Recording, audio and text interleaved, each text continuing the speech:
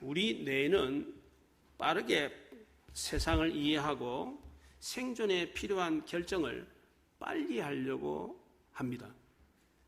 우리가 괜히 서두르는 게 아니에요. 뇌가 그렇게 돼 있어요. 그러다 보니까 잘못된 판단을 하는 경우도 있고 오류에 빠지는 경우도 있습니다. 그런데도 이것이 잘못됐다는 것을 모르고 넘어가는 경우가 종종 있습니다. 우리는 이것을 가리켜 착각이라고 합니다. 과거 경험을 바탕으로 빠른 판단을 내렸는데 그것이 기대와 실제와 어긋나는 경우가 종종 있습니다. 성경 속에서도 착각한 경우가 있었습니다.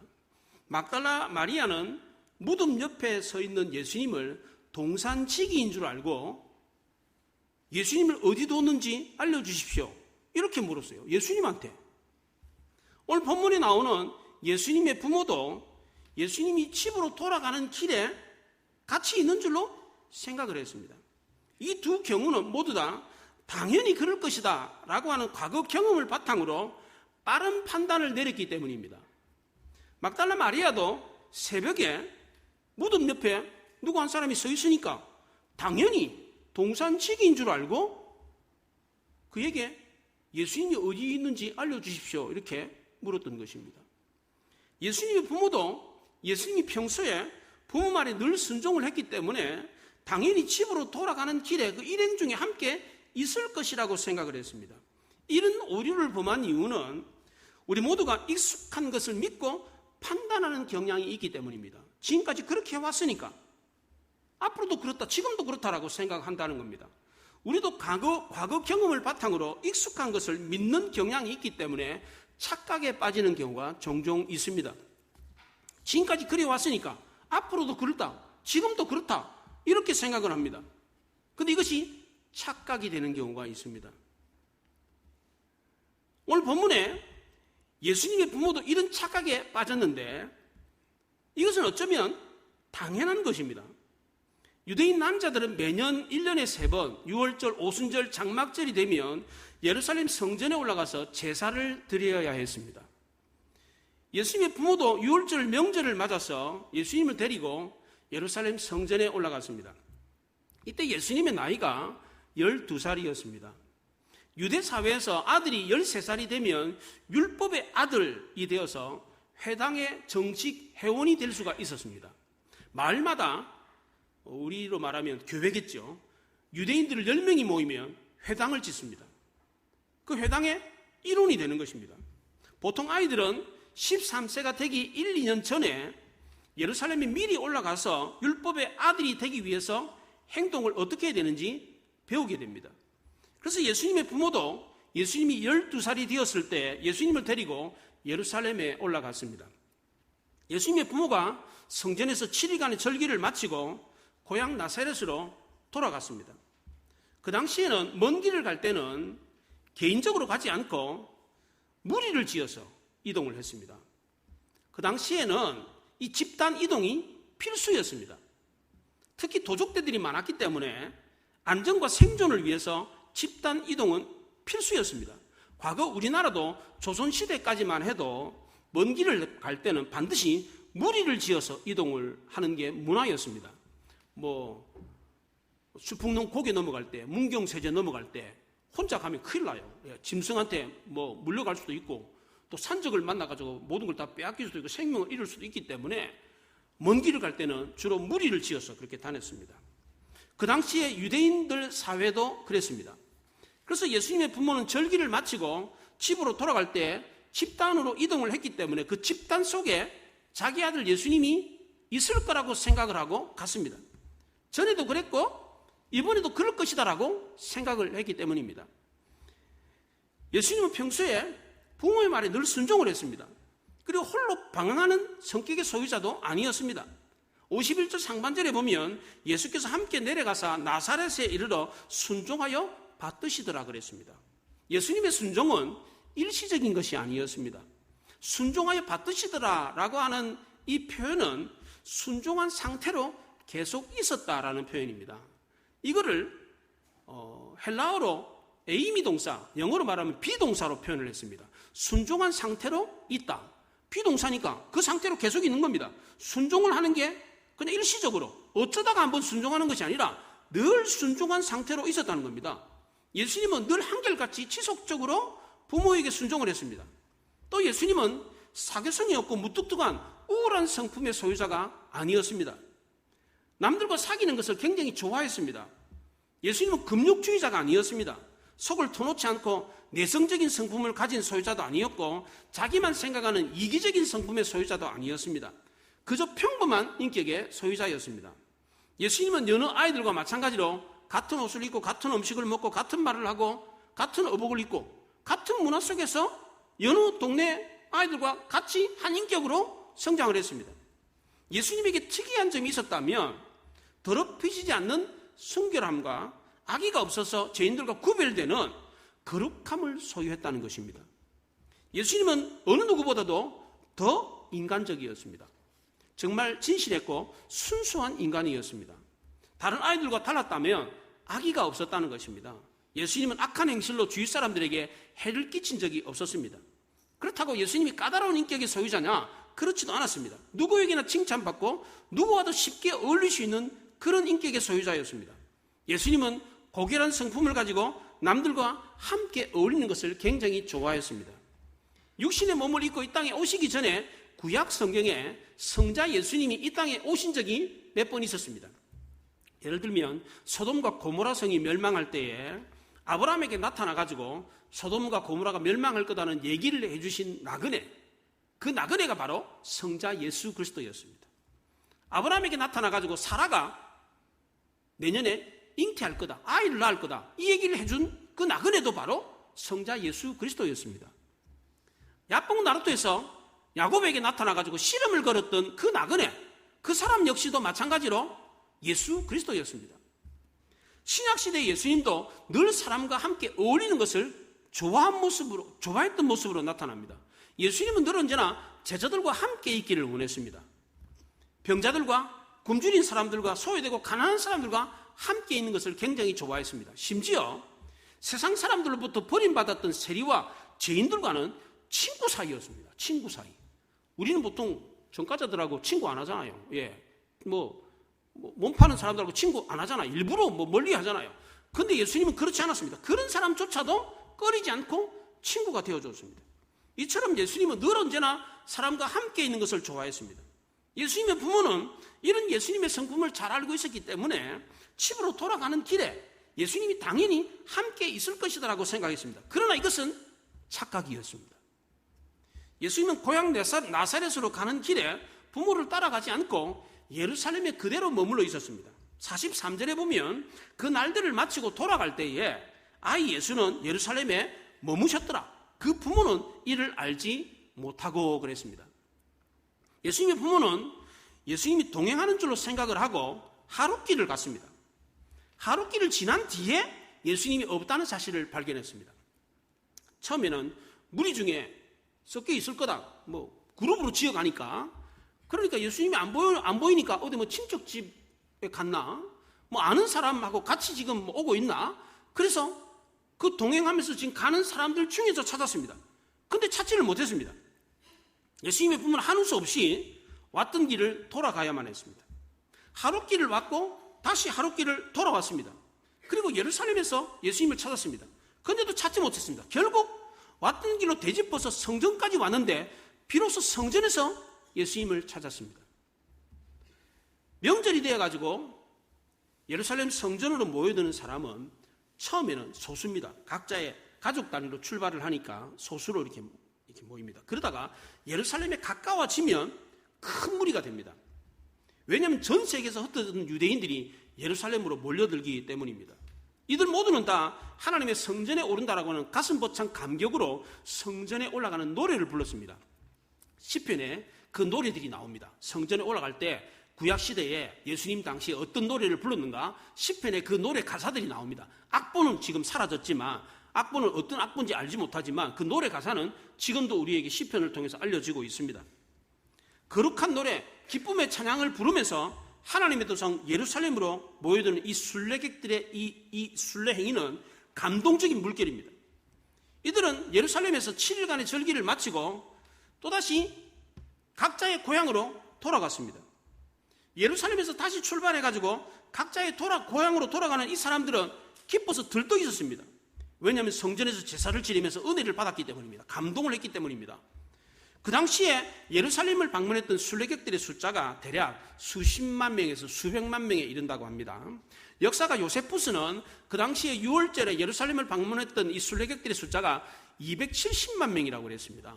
그 이유는 6월절 희생제사에 드려졌던 양들의 숫자가 26만 명 정도, 26만 마리 정도 되었기 때문입니다. 한 마리에 10명 정도 먹는다고 생각했을 때, 그리고 구경꾼하고 합치면 약 270만 명 정도 순례객들이 있었다. 이렇게 기록을 했습니다. 그런데 현대학자들은 그 당시에 예루살렘에 상주하는 인구가 6만에서 12만 정도밖에 안 됐기 때문에 숙박시설이 그만큼 270만 명까지 수용할 수 있는 숙박시설이 안 됐기 때문에 많아봐야 한 20만 명, 30만 명 정도 될 거다. 이렇게 추정을 합니다. 정확한 숫자는 알 수 없지만 엄청나게 많은 숫자가 순례객으로 6월절에 모였다는 겁니다. 이렇게 많은 사람들이 한꺼번에 모였다가 또 한꺼번에 흩어졌습니다. 예루살렘 떠난 직후에는 그 숫자가 엄청났습니다. 그야말로 인파, 사람의 물결이었습니다. 사람 물결을 이루면서 예루살렘을 떠나서 각자의 고향으로 흩어졌습니다. 이렇게 많은 사람들이 예루살렘에서 멀어지면서 그 숫자가 점점점 어떻습니까? 줄어듭니다. 처음에는 마음이 들떠가지고 사람도 많고 그러니까 누가 어디에 있는지 알 수가 없었습니다. 그런데 차츰차츰 시간이 지나면서 순례객들이 예루살렘에서 멀어지면서 그 숫자가 줄어들으니까 동행하는 사람들이 보였어요. 누가 같이 있네. 이게 보이기 시작했습니다. 예수님의 부모는 그러던 어느 순간 예수님이 없다는 사실을 발견하게 되었습니다.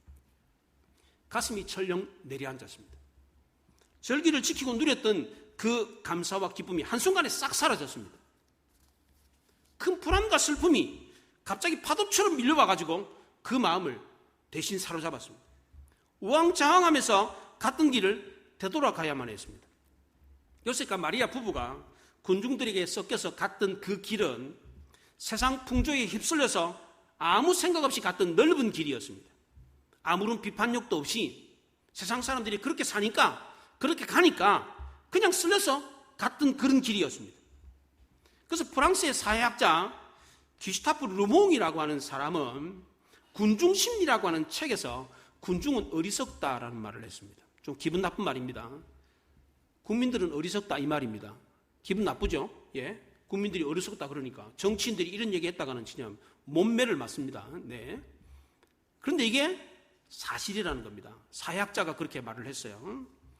개인이 집단 속에 들어가면 인명성과 감정 전념과 암시에 의해서 합리적인 사고가 약화되고 충동적이고 극단적인 행동을 하게 된다는 겁니다. 개인이 군중 속에 들어가면 혼자서는 하지 않는 행동을 하게 된다는 겁니다. 구호나 선동에 쉽게 반응하고 군중의 감정에 쉽게 빨려들어서 합리적인 판단을 하지 못한다는 겁니다. 그래서 사회운동가나 정치가나 대중문화 종사자들은 이 군중 심리를 이용하는 경우가 많습니다. 정치인들이 그렇잖아요. 사회운동가들이 그렇습니다. 대중문화를 기획하는 그 PD들도 역시 마찬가지입니다. 사람들이 모이면 어떻게 하면 다 열기에 동안에 빠져들게 할지 앰프 시설이나 조명이나 무슨 이런 데코레이션을 합니다. 그래가지고 그 모든 군중들이 다 그 분위기에 빨려들도록 합니다. 지금도 거대한 대중 선동운동이 일어나고 있습니다. 그동안 우리나라 국민들은 이런 대중 선동운동이 있는지도 모르고 끌려다니는 경우가 종종 있었습니다. 예수님의 부모도 마찬가지였습니다. 거대한 순례 물결에 휩쓸려서 아무 생각 없이 고향으로 향하고 있었습니다. 예루살렘을 떠나서 고향 나사렛으로 가는 사람들은 일행들과 잡담을 나누었습니다. 예루살렘에서 드렸던 예배, 찬양, 설교에 대해서 이야기를 했습니다. 예루살렘의 정치적인 상황에 대해서 이야기를 했습니다.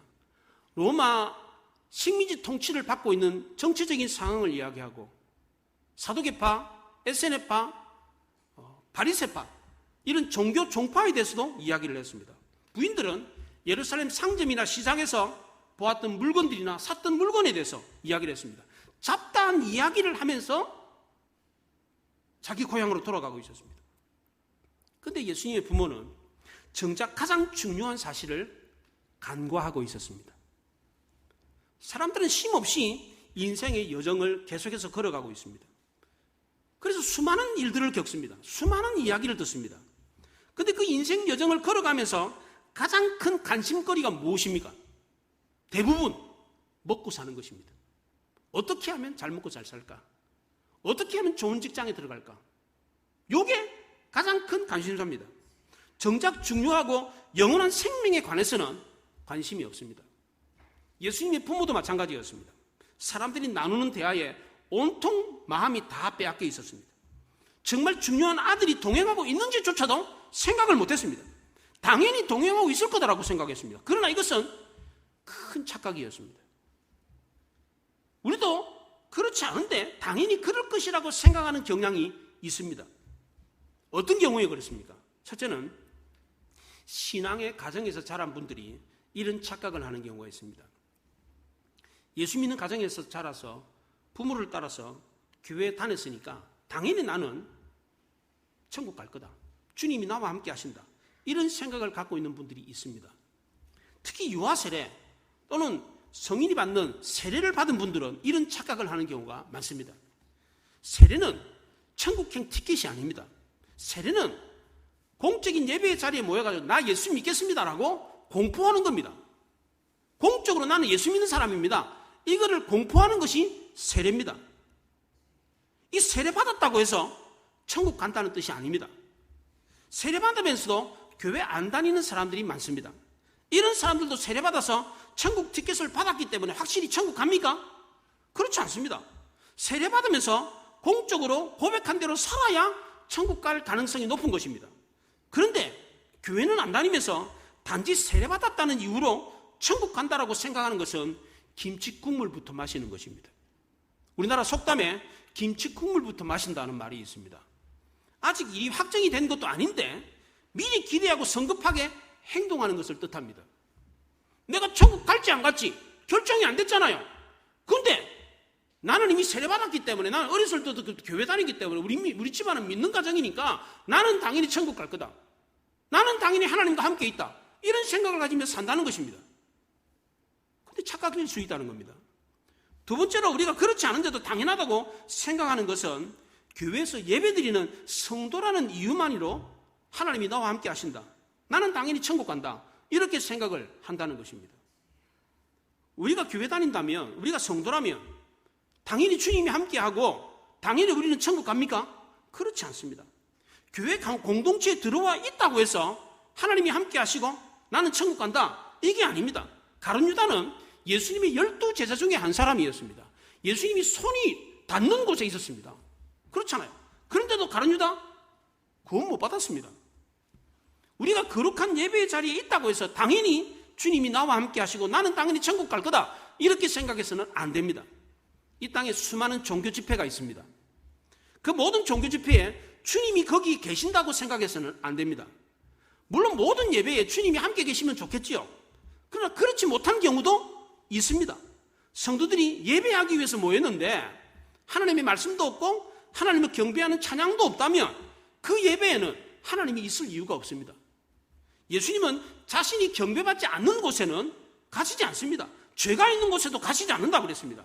아름다운 음악이 있고 화려한 장식이 있고 거창한 행사가 있다고 할지라도 하나님을 찬양하고 하나님을 높이는 자리가 아니라면 우리 주님은 거기에 계시지 않습니다. 정치 집회에 성도들을 선동해가지고 모이게 하는 집회가 많이 열리지 않습니까? 이런 집회에 정치가들이 마이크를 잡고 성경 구절을 가끔씩 인용하면서 정당과 정부를 비판을 하고 사회 정의를 외치는 말을 합니다. 그런데 하나님을 높이고 찬양하는 말이 없다면 하나님의 영광이 아니라 자기 유익을 위해서, 정치 이익을 위해서 그렇게 말을 한다면 그것에 하나님이 계시겠습니까?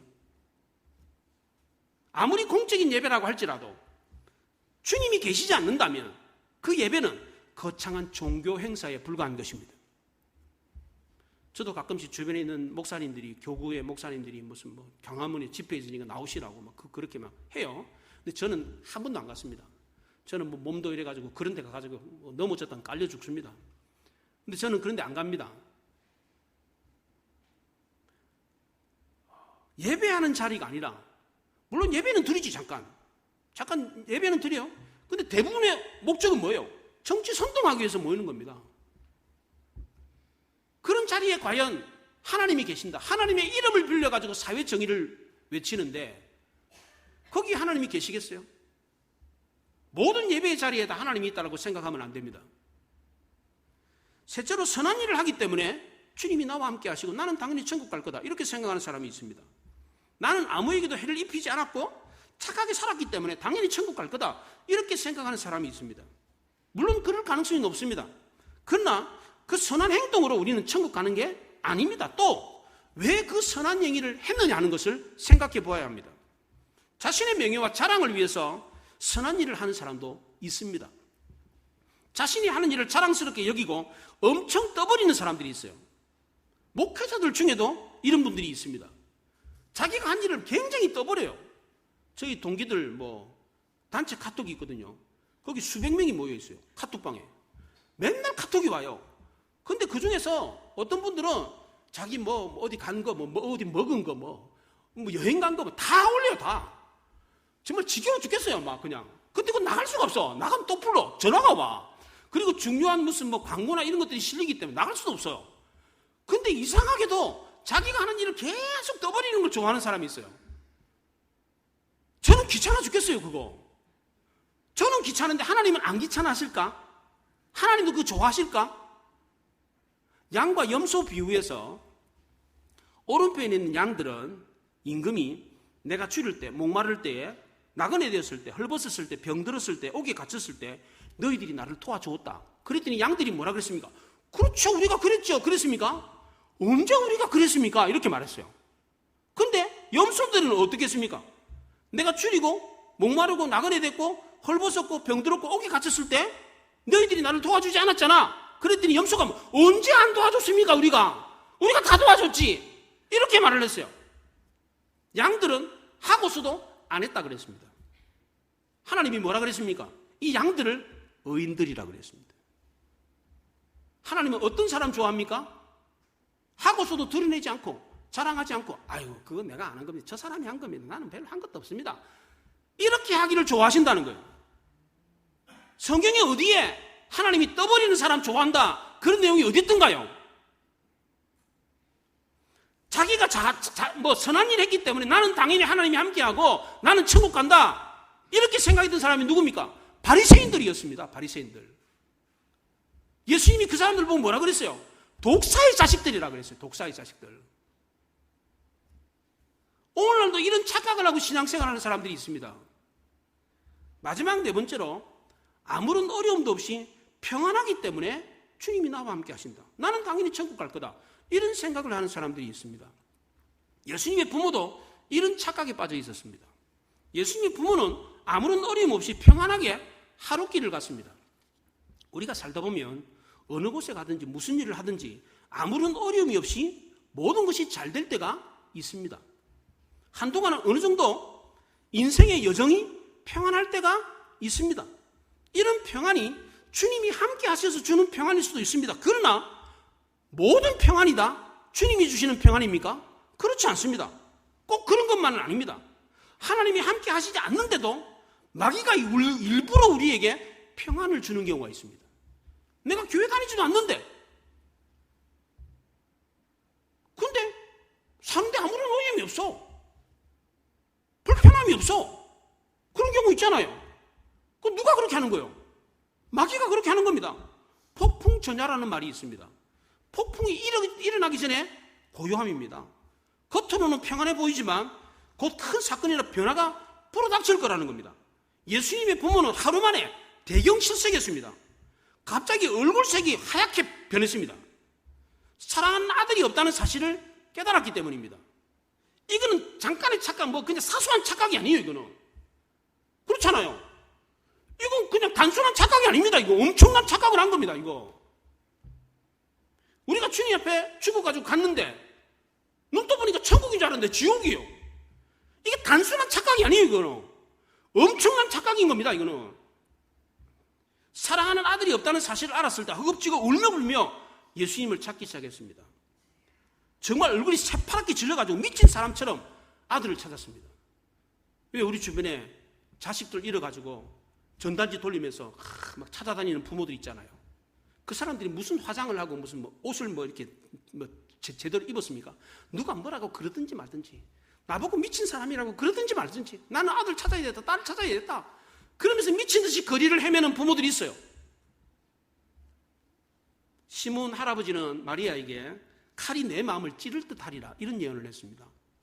이 말은 예수님이 십자가에 달렸을 때 마리아가 당할 상처를 예언한 것입니다. 그러나 이 칼은 이미 마리아의 마음을 찌르고 있었습니다. 마리아는 3일 동안 애곡하면서 사람들에게 내 아들 못 봤습니까? 내 아들 못 봤습니까? 그러면서 거리를 헤매고 다녔습니다. 마리아뿐만 아니라 요셉도 마찬가지였습니다. 예수님을 찾을 때까지 마음의 평안함이 없었습니다. 부부가 둘 다 미쳐가지고 진짜 막 미친 듯이 거리를 헤매면서 찾았습니다. 지금이야 뭐 스마트폰 있고 뭐 경찰서도 있고 뭐 그러니까 뭐 아이들 잘 찾습니다. 그렇잖아요. 옛날에는요, 잊어버리면 못 찾는 경우가 허다했습니다. 예, 굉장히 많았어요. 그런 경우가. 예, 그런 일이 있었기 때문에 남의 일이 아니라는 거요. 내가 겪는 일이라고 생각이 가슴이 철렁 내려앉는 거. 이게 미친 듯이 찾았어요. 그러다가 마침 3일이 지난 뒤에 비로소 성전에서 아들을 찾았습니다. 아들을 찾았을 때 부모의 눈에 비친 이 아들은 그 어느 때보다도 더 소중한 아들이었습니다. 아들을 찾았을 때 기쁨은 성전을 떠났을 때 누렸던 기쁨보다 훨씬 더 큰 것이었습니다. 그런데 우리가 의문이 생깁니다. 왜 예수님은 그날 부모님과 함께 가지 않았을까? 왜 예수님은 부모에게 그렇게 자기를 찾도록 헤매도록 그렇게 만들었을까? 예수님 몰랐습니까? 예수님 12살이거든요. 12살 정도 되면 자기가 부모님과 함께 그 길을 가지 않으면 나중에 부모님이 자기가 없다는 사실을 알고 놀라가지고 자기를 찾을 거라는 것을 생각을 하겠어요, 안 하겠어요? 만 12살이에요. 우리나라로 하면 13살. 예, 초등학교 3학년, 중학교 1학년입니다. 그러면 자기가 그 여행길에 같이 안 가면 부모가 없다는 사실을 알고 자기가 깜짝 놀래가지고 부모가 찾을 거라는 걸 알잖아요. 그 정도 나이 되면. 예수님은 이 모든 사실을 다 알고 있었습니다. 그런데도 일부러 그렇게 했습니다. 그 이유가 무엇입니까? 자신이 누구인가를 알릴 때가 되었기 때문입니다. 이제 곧 있으면 성년이 될 예수님은 자신이 누구인가를 분명히 알려줄 때가 되었다고 생각했습니다. 예수님은 성년이 되면 육신의 부모의 아들로서만 살 게 아니었습니다. 하나님이 이 땅에 육신을 입혀가지고 보낸 하나님의 아들로서 살아야만 했습니다. 예수님은 언젠가 자신의 정체를 밝히려고 생각을 했습니다. 그때가 바로 지금이었다는 것입니다. 그렇다면 예수님이 부모에게 알려준 자신의 정체가 무엇이었습니까? 어떻게 나는 어떤 존재다고 알렸습니까? 첫째는 놀라운 존재였습니다. 47절에 듣는 자가 다 그 지혜와 대답을 놀랍게 여기더라 그랬습니다. 48절 상반절에서는 그 부모가 보고 놀랐다고 했습니다. 성전에 있던 사람들은 예수님을 보고 놀랐어요. 예수님을 찾았던 부모도 다 놀랐습니다. 예수님이 성전에서 랍비들과 토론을 하고 있었습니다. 묻기도 하고 대답을 하기도 했는데 그 지혜와 대답을 듣고 모든 사람들이 다 깜짝 놀랐습니다. 그 당시 예루살렘 성전에서는 랍비들 중에도 가장 뛰어난 랍비들이 있었습니다. 힐렐, 샤마이, 가말리엘, 이런 훌륭한 학자들이, 아주 유명한 학자들이 있었습니다. 이 사람들은 훗날 학파를 형성할 정도로 아주 대단한 학자들이었습니다. 그 당시에 랍비들은 단순히 성경 지식만 아는 사람들이 아니었습니다. 천문학, 의학, 물리학, 철학, 모든 분야의 다양한 지식을 갖고 있는 학자들이었습니다. 그런데 예수님은 그 당시 12살에 그 쟁쟁한 학자들과 토론을 할 정도로 해박한 지식을 가지고 있었습니다. 여기서 말하는 지혜, 지식은 이해력과 통찰력을 말합니다. 삶의 경륜이나 경험으로 얻어지는 지혜가 아니었습니다. 하나님이 주시는 내적인 통찰력이었습니다. 랍비들은 이 예수님의 지혜에 깜짝 놀랐습니다. 이 놀랐다는 말이 원래 원어가 넋을 잃었다, 기절할 정도로 놀랐다, 그런 뜻입니다. 보통 놀란 게 아닙니다. 이게 12살 애가 모르는 게 없어요. 모르는 게 자기들보다 더 잘 알아요. 예, 원어면 원어, 뭐 문화면 문화, 의학이면 의학, 뭐 천문학이면 천문학, 모르는 게 없어요. 어떻게 12살짜리 아이가 저런 지혜를 갖고 있는가? 입을 다물지를 못했습니다. 우리도 산상수훈을 보면 예수님이 말씀하신 그 신약 성경 빨간 글로 되어 있잖아요. 빨간 글로 돼 있어요. 요즘 뭐 성경책이 그렇게 돼 있대. 예수님이 하신 말씀 빨간 책으로 돼 있어요. 읽어보시면 놀랍습니다. 진짜 그 비유와 그 이야기가 논리정연하고 빈틈이 없습니다. 빈틈이. 그 글이 말이 정말 빈틈이 없습니다. 삐집고 들어갈 약점이 없어요. 그리고 그 깊이와 그 발상이 정말 대단합니다. 어떻게 이 어려운 내용을 이렇게 쉽게 설명할 수 있는가? 탐복할 정도입니다. 그렇지 않습니까? 지금까지 인류 역사에 이렇게 놀라운 말씀을 한 사람이 아무도 없었습니다. 예수님이 이렇게 놀라운 존재이신 이유는 예수님의 이름이 본래부터 기묘자였기 때문입니다. 삼손의 아버지 마노아가 하나님께 이름을 물었습니다. 하나님, 이름이 뭡니까? 그랬더니 하나님이 나는 기묘자다 이렇게 말을 했어요. 기묘자. 기가 막히고 묘하다는 겁니다. 기묘자. 영어로는 원더풀. 나 원더풀이다 이렇게 말했어요. 원더풀. 진짜 놀랐다는 거예요. 예수님의 삶은 처음부터 끝까지 놀라움의 연속이었습니다. 태어날 때도 놀랍게 태어났습니다. 죽으실 때도 놀랍게 죽으셨고, 놀랍게 부활하시고, 놀랍게 하늘로 올라가셨고, 놀랍게 다시 오실 것입니다. 예수님의 인생은 전체가 다 송두리째가 다 놀라움의 연속이었습니다. 예수님은 자신이 이렇게 놀라운 사실이, 놀라운 존재라는 것을 알려주려고 했습니다. 두 번째로 예수님이 부모에게 밝힌 자신의 정체는 예수님이 하나님의 아들이었다는 것입니다. 49절에 예수께서 이르시되 어찌하여 나를 찾으셨나이까? 내가 내 아버지 집에 있어야 될 줄 알지 못하셨나이까? 그랬습니다. 예수님이 부모에게 했던 이 말은 성경에 나오는 예수님의 말씀 가운데 최초의 말씀입니다. 최초로 처음으로 하셨던 말씀이 바로 이 말씀입니다. 예수님은 성경에 기록되어 있는 첫 번째 말씀을 통해 자신이 누구라고 했습니까? 나는 하나님의 아들이라는 겁니다. 예수님은 예루살렘 성전을 아버지 집이라고 했습니다. 이 아버지가 누굽니까? 하나님을 뜻하는 겁니다. 그러니까 아버지가 하나님이니까 자기는 누구라는 겁니까? 그 하나님의 아들이라는 것입니다. 예수님은 자신이 요셉과 마리아의 육신의 아들이기도 하지만 동시에 하나님 아버지의 아들이기도 하다는 것입니다. 그렇다고 예수님이 육신의 아버지 어머니의 아들을 부인했느냐? 그렇지 않습니다. 그래서 나사렛 동네에 내려가 가지고 순종하면서 받들며 살았습니다. 예수님의 부모는 이렇게 놀랍고 소중한 아들을 잃었을 때에 어떻게 했습니까? 정말 심각하게 생각하고 얼굴이 새파랗게 질려가지고 미친 사람처럼 아들을 찾았습니다. 크게 걱정하고 슬퍼하면서 애타게 아들을 찾았습니다. 어떤 일이 있어도 절대 이 아들을 포기할 수가 없었습니다. 우리도 예수님이 우리와 함께하지 않는다는 사실을 알았다면 예수님의 부모가 그렇게 했던 것처럼 우리도 크게 걱정하고 슬퍼하며 애타게 주님을 찾아야 하는 것입니다. 찾아도 그만, 안 찾아도 그만이 아닙니다. 이거는 우리는 우리가 있는 곳에 당연히 주님이 나와 함께 하신다 이렇게 생각해서는 안 됩니다. 회개기도도 제대로 한번 해본 적도 없고 거룩한 예복도 입고 있지 않으면서 당연히 주님이 나와 함께 하고 있다, 나는 당연히 천국 갈 거다, 이런 생각을 해서는 안 된다는 겁니다. 우리는 주님이 없는 곳에서 밤새도록 수고의 땀을 흘리면서도 고기 한 마리 못 잡았던 제자들과 다를 바가 없습니다. 주님이 함께 하지 않는다면 아무리 열심히 살아도 아무것도 거두지 못하는 제자들과 다를 바가 없어요. 주님이 내 곁에 없다면 우리는 머리카락 잘린 삼손과 같습니다. 그러나 주님이 우리와 함께 하신다면 골리앗 앞에 서 있는 다윗과 같이 위대한 용사가 될 수 있습니다. 그러므로 우리도 주님이 우리와 함께 하시도록 해야 하는 것입니다. 그렇게 하기 위해서 우리도 처음으로 돌아가야 합니다. 예수님은 에베소 교회 성도들에게 첫사랑을 잃었다고 책망하셨습니다. 그러나 너를 책망할 것이 있나니 너는 처음 사랑을 버렸느니라. 그러므로 어디서 떨어진 것을 생각하고 회개하여 처음 행위를 가지라 그랬습니다. 우리도 원점으로 돌아가서 다시 생각해 보아야 됩니다. 내가 과연 하나님의 자녀가 맞는가? 나는 천국 백성인가? 주님이 나와 함께 하시는가? 이거 처음으로 돌아가서 생각해 봐야 됩니다. 우리가 돌아가는 길이 더 힘들다고 할지라도 돌아가야 됩니다.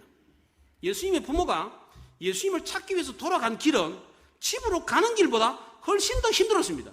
집으로 가는 길은 기분 좋아가지고 들떠가지고 지금 집으로 가는 거예요. 그냥 내 발이 걸어가는지도 모를 정도로 그냥 가볍게 갔어요. 그런데 다시 돌아오는 길은 굉장히 힘들었습니다.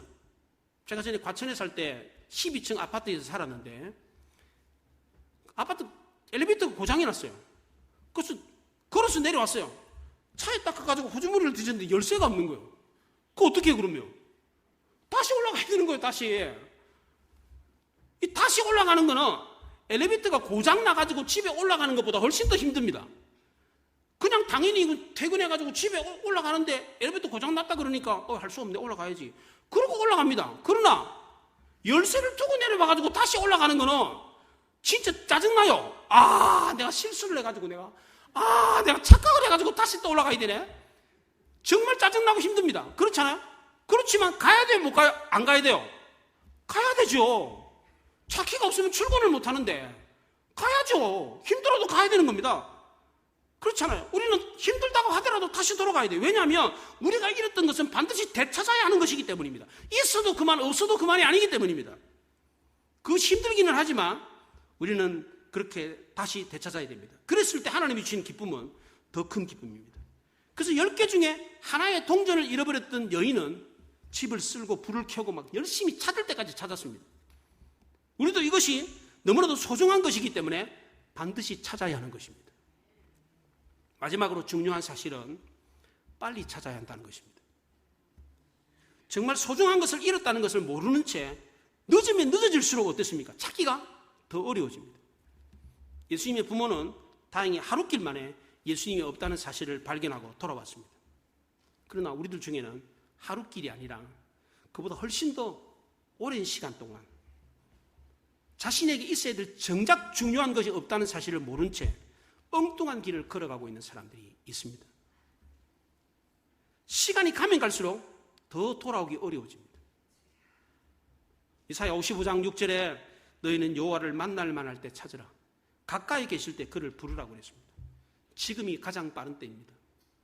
우리가 우리 주변에 있는 모든 사람들이 다 지금 바로 주님을 찾고 더 큰 기쁨을 누릴 수 있기를 바랍니다. 우리도 당연하게 생각하지 말아야 됩니다. 처음으로 돌아가야 됩니다. 그 돌아가는 게 힘들다고 하더라도 돌아가야 됩니다. 그래서 반드시 가장 좋은 것을 찾아서 더 큰 기쁨을 누리고 영원한 행복을 누리는 우리 모두가 될 수 있기를 바랍니다. 기도하겠습니다. 말씀을 생각하며 기도합니다.